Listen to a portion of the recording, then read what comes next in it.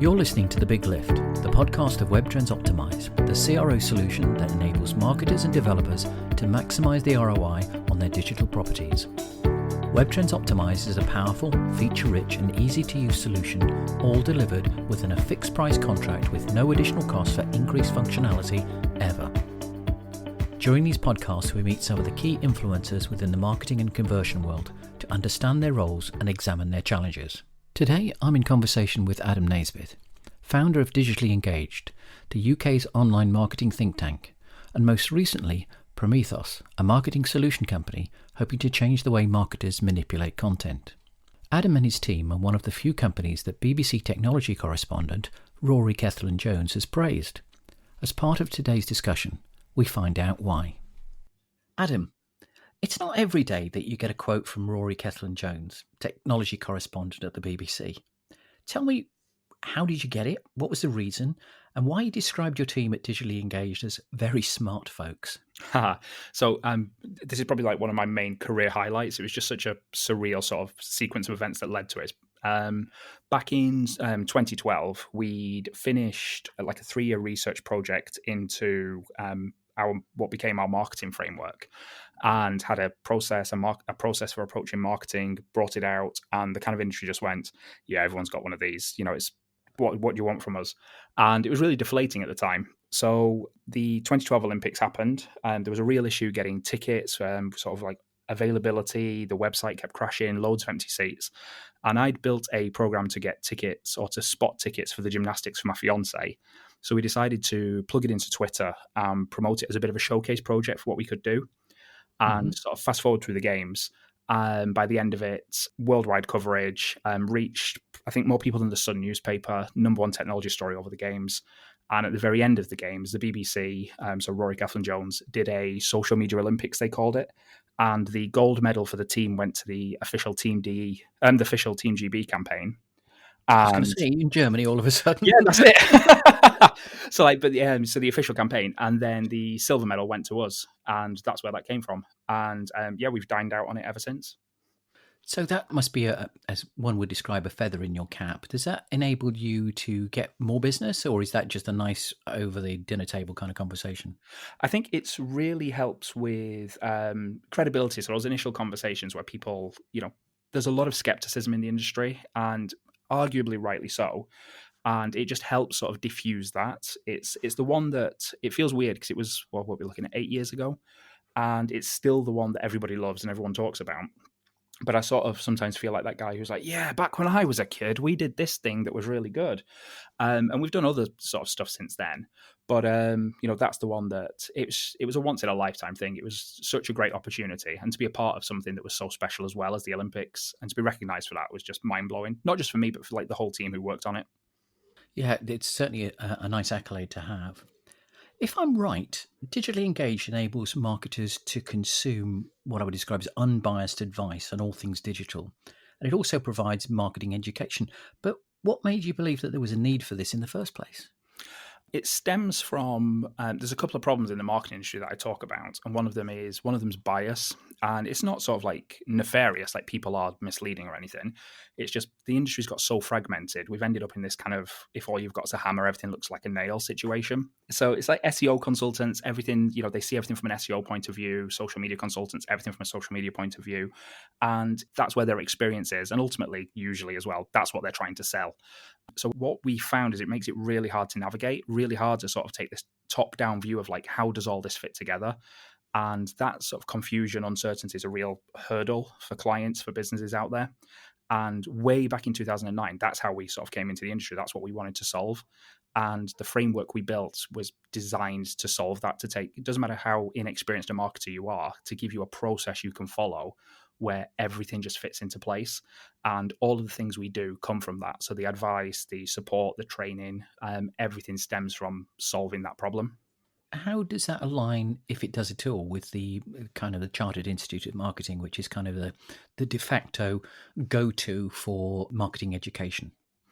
Yeah, so I don't want to be too. I'm not critical of them. When I say I don't want to be too critical of them, that isn't like a loaded thing. It's more we've kind of done our own thing. There's been events where we've supported them, so they've been very kind with some of their descriptions of me and us and what we do. And we just we very much do our own thing. And, we don't have a view of them that's negative. A lot of people sort of talk them down. A lot of people love them. And we just kind of exist next to them. We're not filling the same space. We're not a membership organization or anything. Okay, so is it like a educational course, or is it kind of dip in and dip out? Yeah, so it's not really in that kind of vein. We're a think tank at our heart. That's what we describe ourselves as, and we very much work with clients, other marketing companies, to do research into the psychology of buying, how the internet and technology has changed the fundamental way that we approach like making buying decisions, and then how all the bits and pieces fit into that. So we tend to work on we did have an agency side, and we did have a franchise side that didn't last very long. We didn't like it. And it's very much project led. And it's only recently, so in the past 6 months with everything that's happened, that we've made this kind of shift over to, look, let's just, instead of keeping all this research for the clients that we're working with, let's make it more public facing and let's build sort of a learning resource around that. So we are building a course out that people can do. It's like an introduction to our approach. And that's really just to make it accessible to as many people as we can without being limited by like a training classroom or something. So if you don't have an agency element to your business any longer, yes, how do you manage to keep the content up to date? Because there's so many changes that happen with the technologies and digital marketing overall over the last 10 years. So that must be quite challenging. Yes, and we have a small number of sort of private clients. So we don't have like a public facing agency where we're like, hey, we'll build you a Facebook page or we'll run your campaign for you. Just come and approach us. We'll give you a budget, tells you budget, we'll give you a brief. We have a small number of clients that luckily give us a lot of flexibility with what we can do with their budgets and what we can experiment with. And we invest quite heavily in just research pieces as well. So like if we do this, what happens? If we do that, what happens? What do these people think? What do they people think? And that's where our focus is on. Our focus is on really the understanding side of it rather than just delivering a service. And I think it really comes down to that, knowing how. So with changes that come through, so like social commerce is a big one sort of like the past year, and knowing how that fits into the picture is what we do, rather than necessarily here's the button to click to do social selling or social commerce. And that's what we give the people we work with. It's that context to say, okay, this plays this role in my wider strategy. Am I right in thinking that you don't actually go and teach, I don't know, Adobe or maybe Final Cut Pro or anything like that? It's much more of an umbrella kind of feeling. Yeah, absolutely. And it's one of the sort of things that a lot of people ask us is about like our own social media presence. And it's a really good way of highlighting the point is up until now, we don't particularly have one, because the kind of clients we work with, we wouldn't attract through that. So in the same way we don't do leaflets, we don't do social media. We have never built it out. That's changing right now as we sort of refocus on SMEs and sort of smaller consultants and supporting them and helping them with new social channels, new community manager. But it's really a case of how do you choose the right things? How do you choose what's really effective for your business, your campaign, and how your customers buy from you? And then focusing in on those. And the context around that is what we do. So we don't just specialize in a certain tactical strategy. Tell me a little bit about the digital engagement framework that you offer, because that seems to be an all-encompassing element built up of lots of different things. Am I right in saying that? Yeah, absolutely. So it's at its heart, it's a way of thinking about marketing. And one of the things we found back sort of like at the start of the decade when we were doing our research was the internet hasn't just changed how we buy in the terms of we now have e-commerce stores, we now have Facebook. It's created a real fundamental shift in how we make buying decisions on a subconscious level. And I give you a quick example. If, say, 15, 20 years ago, you were buying a TV, you probably would have gone to Dixon's or Rumbelows, if you're old enough to remember that. Shout out to Rumbelows. And, but you'd have gone down there, you'd have spoken to probably a salesman back then, got some brochures, had a look at the TVs, and then maybe repeated it a few times and ultimately bought one if that's what you were going to do. Or rented one in those days. Or rented one. Yeah, God, I forgot about that. Yeah, but absolutely. And fundamentally, what you've done is you've contacted the retailer or the seller, done your research, and made a buying decision. They're the 3 steps. And a lot of sort of like marketing was geared around like handling objections, because it was about having that conversation and converting it into a sale. If you do that today with the internet, you'll probably start by going on Amazon, looking at reviews, looking at forums, looking at review websites. You build a short list of TVs. Then, depending on the criteria you want, it could be price. But if you've just brought your TV and it's the World Cup final tomorrow, it could be speed of delivery. But depending on your criteria, you'll find where to buy it from that suits you best. And then you'll contact the place to buy it from. So instead of it being a case of we contact the place, we do our research, we make a decision, what we do now is we do our research, we make our decision, or at least a shortlist, and only then do we contact somewhere. And that shift is a real problem for a lot of how marketing's built, because a lot of people still build campaigns in the old way of thinking and that old sort of mentality, even today. And the framework was a kind of a distillation of, okay, how do you think about building a campaign for how people buy today? And the steps it goes through are designed to build a campaign and take you through those unknowns and those questions, especially if you're not familiar with marketing, to get an effective campaign out of the end. And it's a long process. It's not a tick box exercise. It's a long living process. But it just makes it into a step-by-step approach. And how do people get involved in this? Is it that you start at the beginning and work your way through, or is it much more you've got a kind of a checklist to be able to understand what your maturity is in marketing and then dip into bits and pieces along within that framework? Yeah. So if you think of it in terms of just a cold start, a fresh campaign, it's very much, okay, step one, we're going to be thinking about these things. So we're going to be thinking about your customers, your position, your niche, and your what we call your reason to buy. The main reason somebody's going to choose you over. If they've got you and your competitors in front of them, why are they choosing you?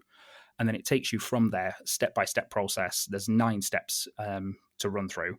And if someone's got a existing campaign, a sophisticated campaign, all we would suggest they do is lay it over that structure and then just start at the beginning and fill in the gaps and then catch up with themselves, really. So it's just a really straightforward, look, start here, work through it. And if you've already done some of the work, fantastic. But if you haven't done any of the work, don't worry about it. You can start from scratch. So you described in your conversation there about buying a TV, it's that the buying behavior has changed. Yeah. Well, how we make a buying decision has changed, yeah. Yeah.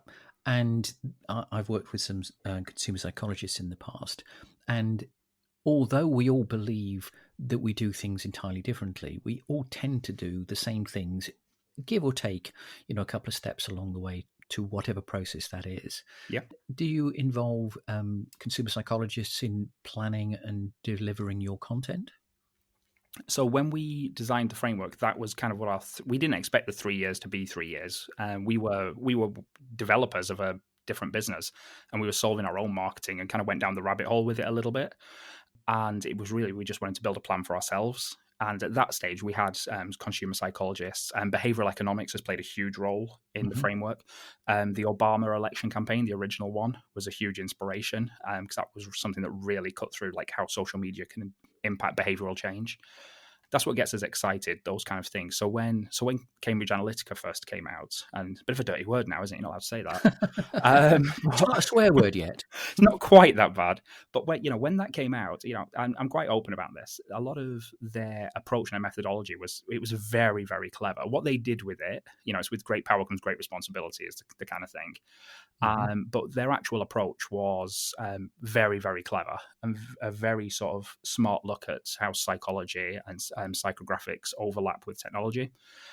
So projects like that really sort of catch our eye, and we're constantly looking at things like that. And the framework, it does shift and change. It's a learning thing. We haven't kind of just drawn a line in the sand and said, all right, it's done. Let's go and have a beer. We're finished. It's very much a living thing. And it was a 9-step process. We launched it as a 10-step process because every single person was like, it needs to be a 10-step process. And it's now back to a 9-step process. And yeah, it's constantly evolving and living and changing, just like the industry. But the fundamental principles behind it and the sequence we run through have been true since day one. And we've, the proof is in the pudding kind of thing. You offer an extensive selection of content for free, is that right? Yeah, well, we're about to. So at the minute, there's 2 tiers of content that we offer. We offer like, hey, this is free, just sign up, join Team DE, you can access it. And it's really extensive. It's not just kind of like the token couple of articles to then sell you something. which is a viable strategy. I'm not dismissing that. We tell people to do that all day long. And then a second tier, which is more premium and paid content. But we're actually making the whole thing free now, abolishing the premium tier. And our new community manager started 3 weeks ago, and I've been working with her since then on how we're launching this, what the first bits of content is. So at the minute, it's like a pre-launch phase, and then new content should start from October. I hope you're following the digital engagement framework to make that work. Yeah, 100%. And that's a big part of working with her, because she's come in, and luckily I trained her in a different company, so we've had a really long-standing relationship anyway. And a lot of it's been a case of bringing her up to speed on, okay, this is how we're thinking, this is what we're doing. But we very much follow our own advice. It seems like you're using Prometheus to take a similar view on technology, offering content and marketing solution that's free as well. Is that true? Yeah, so a lot of this came about from the sort of the current situation in the world, where I think a lot of companies are starting to step up and think, look, how do we just help? Usually doing things for free and helping was kind of like, it was a marketing tactic. And it's like, I know yourselves, you've now released like a version of your plug for you, but a version of your platform that is fundamentally free. And it's that kind of ethos. It's that thing of, it's just like the right thing to do. And there's a real problem in sort of the SaaS industry, the B2B SaaS industry, with this idea of SaaS creep, where especially the more successful you are, there's so many platforms, and as you grow they get more expensive, and it becomes a sort of a balancing act of like, which can I afford and which can I not have. So we faced that ourselves years ago and ended up building some of our own software. And all we really want to do with the platform we're building is reskin that in a way that other agencies, micro SMEs, because that's our market, rather than, we do work with very large companies, but the market for this is very small companies, and just give them a platform so that we can take that pain and cost away. It's the software I would want if I was starting out today.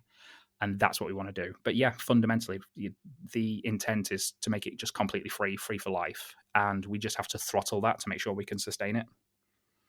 And how do you monetize that, or do you not monetize that? Because obviously the salaries to be paid. There's offices currently. I don't know if the offices will still be around in 5 years, but offices to be paid for as well. How do you make money? So it's a balancing act, really, of, we have commercial services. So if we work on a project for a blue chip, we will invoice them, and we then use the money that gives us to do work where maybe people can't justify the cost of getting involved. And it's something that we get pulled up on a lot, whether it's kind of like disbelief or just straight out cynicism and skepticism. We kind of grew up in a world where it's like, you take what you're good at, you ring fence it and you monetize it and you make as much money as you can. And I just really believe in, let's make the best, let's have the biggest impact we can, not just make the most money we can. And a lot of kind of like our culture here is built around that. So, it's why we have the free content. It's why the software is free. And, charging the people who've got the money to keep the lights on, and then using that money to help other people. It's something we joke about, like as a Robin Hood model, like, take from the rich and give to the poor. And it's just something we really, really believe in. It's like a core value, for want of a better phrase, in how we approach things. And is that kind of Robin Hood approach understood by your paying clients, or is it something that's kind of done in the background? We don't make a big deal about it, but we're not shy about it either. I think it's fair. Like if we were say a charity or a not for profit or a community organization, no one would bat an eyelid that we were using money and then just essentially giving the money away to have an impact. It's just weird for a business to do it, I think, and we're not the only ones. There's quite a few businesses who do this, but yeah, no one's ever felt perturbed or put out by it, because we have criteria around it. We have something called a springboard program. So a lot of our training, a lot of our workshops, or some of our paid services, if you're a brand new business, or even if you're just financially struggling, you can get a form signed off by your bank or your accountant, or even self-cert in a lot of cases, and we will subsidize or just make free places or resource or availability to support you. And again, we have to throttle it, because there is with the software, there's a lot of this that, like, everything has, as you point out, a cost to deliver, and it's making sure that we can sustain this in the long term.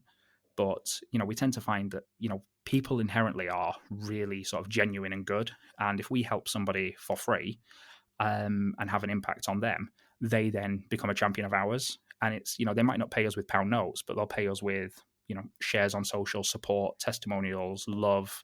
That's what it's about. And it all sort of feeds into this ethos. I think that altruistic approach actually is really the right time to be able to unveil that more, because I think that companies are more understanding now that they can't keep demanding fresh marketers into their business without some level of knowledge, without somebody somewhere along the line having to pay for that knowledge. And I know in the past it's been, you go on a sim course, you pay £2,000 or whatever it Mm-hmm. might be to get your qualifications. But as you say, there's a lot of people that would love to get into marketing. There's a lot of marketing vacancies. And the companies are kind of saying, well, actually, we need more people. If you're being open and I suppose transparent about the fact that actually you're training people to join that queue of people to fill the vacancies in the future, I think that's a very strong selling message. It will resonate extremely well post-COVID, or even before post-COVID, but post-COVID it's kind of much more that people aren't in it for the fast buck, I believe. Yeah, 100% agree. And just building on what you're saying, I think there's a lot of people in the industry itself who, a lot of marketers who feel like they're struggling to tread water. And it's not through their fault. It's the fact the industry moves so quickly and there's so many unrealistic expectations from very, very, like when I say senior, I mean old marketers who perhaps haven't got the context that some of really the context and the detail of what's happening today, or even people who aren't natural to a marketing function, so operations, a CXO suite, who the marketers feel like they're struggling to manage expectations, deliver on all these different sort of like, hey, can you do our SEO, our social, our email marketing campaigns, our ads, and it's they haven't got the skills for it. And that's not through any fault of themselves. So helping them as well to be able to better set expectations, better handle that complexity, I think is a really important part of what our industry needs. So that's what I would describe as marketing education at the board level. And I think there's a lot that needs to be done in that aspect too, Yes. because there are a lot of individuals inside companies that expect people to walk in the door with all the skills. And unfortunately, that isn't always the case. And some of them are prepared, some of the marketers are prepared to put their time and effort and money themselves into making that happen. But it seems like, from what I can gather, there's not the kind of support and financial support to be able to help people get from one level of qualification to another level of qualification inside a business.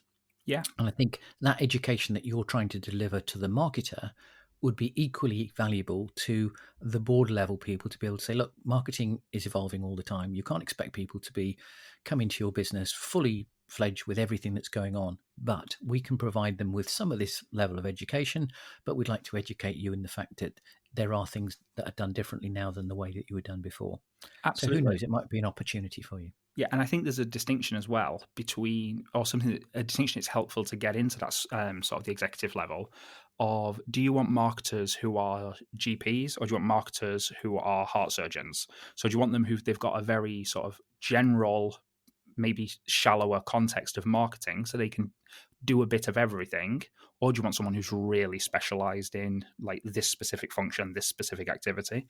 And I think there's a mistake that a lot of businesses make, especially the larger ones, where they want their marketing team to be able to just pick up TikTok and be experts in TikTok because it's the latest hotness and everyone should be on there, of course. He says sarcastically, just in case I wasn't completely evident. And, it's this unrealistic expectation that just because it's air quotes marketing, that the marketers should be able to do it. And it's just not the case. In the same way that a heart surgeon, if you break your leg, a heart surgeon's probably going to be able to help because they've got some general context, but they're not an expert in it. And help, understanding that and how you structure your department for the challenges and the changes that are coming in the marketing in your business in the future is sort of a key challenge that businesses face now. In post-COVID times, there's going to be a lot of people, unfortunately, that are going to be made redundant or can't find a job easily. Yeah. And I've talked to other people, and there seems to be this, you need to be a subject matter expert in your field. Mm-hmm. And I think there are places for subject matter experts inside a business, but generally that seems to have a much more transient view of employment than we've been used to.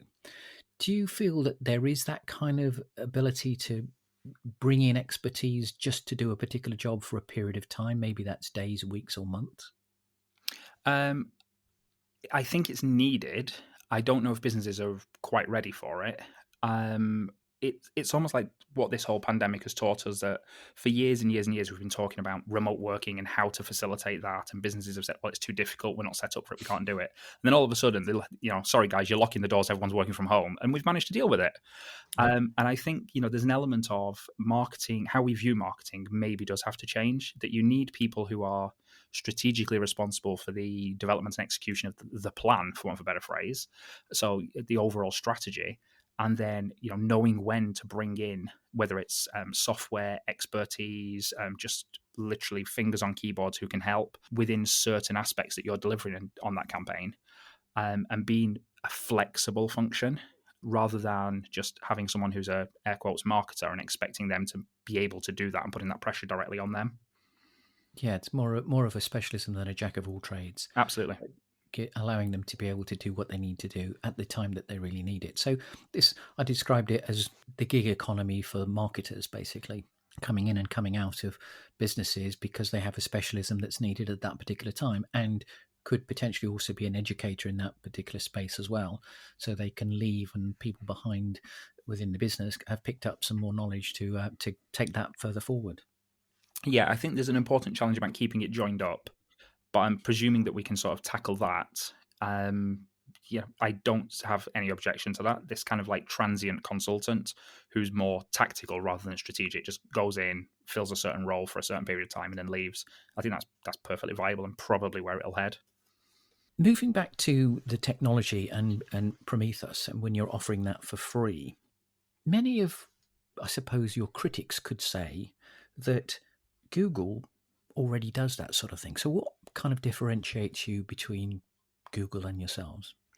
So it's mainly features is all we're looking at. We're not kind of coming at it from a how do we build a SaaS platform and grow a SaaS empire. We're kind of looking at it thinking there's a gap here in sort of the free to paid market. So if you look at something like Hootsuite or CoSchedule or some sort of social media content management platform, they have pricing plans and customers, but there's not very many, if any, sort of viable free options and free alternatives. So we just want to sort of look at the spaces where there is an opportunity to say, okay, maybe people need a hand here. It's mainly where we've had to build tools for ourselves. So rather than taking how do we come into the market and build a platform and go on and build, be the 9,000th marketing platform out there, it's more a case of how do we take what we've got, make it usable for somebody who's not in our company, and just let them have it for free. So it's just addressing pain points rather than trying to build a platform that they can get elsewhere. And what's the features and functionality of the product? Not in great depth, but yeah, of course. What's it promising to do? So version 1's coming with content planning, so collaborating with your team, developing content, content scheduling, so building out a plan for when the content is going live, the social media scheduling around that, so integrating with the platforms, the tweets, the Facebook updates, the LinkedIn updates, to sort of promote that content. The AI behind it as well is quite an exciting little piece that we're putting together. He says little, it's not little. But one of the I've never described AI being described as little. Yeah, it'd be a very different Skynet, wouldn't it? But it's this idea of the more people we can get onto the platform and using it, the more we can learn about what's effective, and whether that's the sort of the cliched, do we send it on a Tuesday or a Wednesday, or it goes into a lot more detail than that. It becomes kind of like the more people who use it, the better it is, and the better it becomes for everybody else. So that's a huge feature of it. But really, it's just at its heart, it's just a content marketing suite. It's a place to create your content, work with your team or your clients if you're an agency, schedule it, post it, analyze it, and then a few little tools just to help with the process. So, your typical kind of like image editing. So, this is actually right for Facebook rather than Facebook having its own go at making your image right. And, that's version 1. It's nothing, we're not revolutionizing the world with it. It's just a case of it's a way we can help. So let's put it out there and let's take some of that pain away. So from what you've been saying, that's predominantly towards social, would you say? Content marketing. Yeah. So I mean, social's a big part of that, but so whether it's also things like posting content on Medium, LinkedIn articles, your own sort of WordPress website, and then how you drive traffic to that. That's the kind of like the slice of the pie that we're focusing on first. So we discussed earlier that you were moving more into social from your own aspect of your business. And is that rolled into the fact that Prometheus has got this kind of social media focus? I think it really comes from the audience we're trying to reach. So when we weren't going to pick up clients or start conversations with people from Twitter or from Facebook up until probably 6 months ago, Hmm. and now where we're starting to focus on getting the tools and the information, the resources, the education, the content in front of SMEs, independent marketing consultants, small agencies. Socials for us is becoming a massive, massive part of our strategy now moving forward, because now that's where our customers are. So yeah, having the tool available, we've been doing it for clients for years, and that's why we have the tools. And so yeah, we're using them ourselves now, but it's completely because that's where our audience lives now. So that's where our marketing lives. Am I right in saying that your audience then is B2B to B2C? It's a part of it, but most of our clients are in the B2B space. Professionals, so especially on the smaller end, independents. So whether that's accountants, HRs, legal firms. So B2C and B2B probably equally viable. We work with both. It doesn't really change how we approach it. It changes some of the decisions we make, but it doesn't change how we approach it. And obviously, one kind of final question is your love of TikTok. Yes. Tell me a little bit about your feelings with regard to this as a technology. Um, I think it's interesting. I think the biggest away from the platform itself and like how would you use it, what would you do? Because there's a lot of content from a lot of people who have like that depth of knowledge out there. So I'm not going to presume to say this is my hot take on TikTok.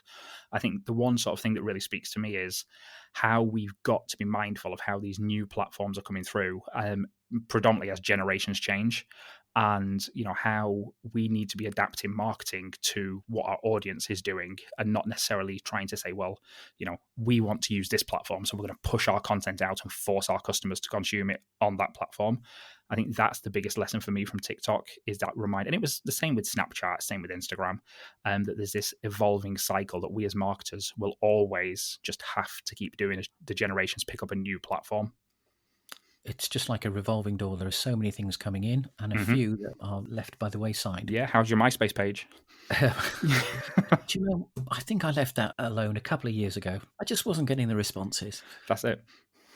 Adam, thanks a lot. It's been very interesting, and I hope that we can perhaps get together again sometime in the new year.